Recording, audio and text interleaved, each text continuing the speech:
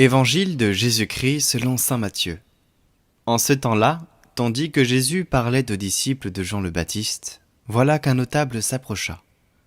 Il se prosternait devant lui en disant : « Ma fille est morte à l'instant, mais viens lui imposer les mains, et elle vivra. » Jésus se leva et le suivit ainsi que ses disciples.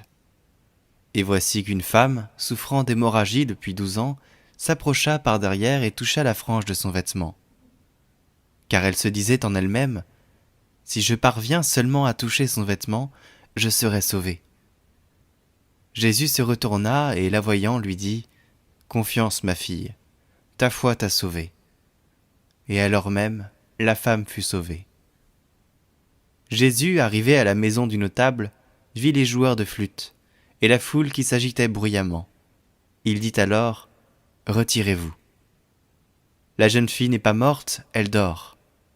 Mais on se moquait de lui. Quand la foule fut mise dehors, il entra, lui saisit la main, et la jeune fille se leva. Et la nouvelle se répandit dans toute la région.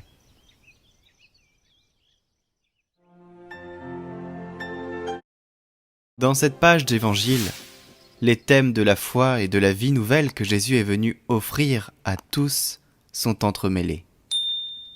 Jésus est le Seigneur, et devant lui, la mort physique est comme un sommeil. Il n'y a pas lieu de désespérer. Mais même le péché, même le cœur momifié, pour Jésus, ce n'est jamais le dernier mot, car il nous a apporté la miséricorde infinie du Père.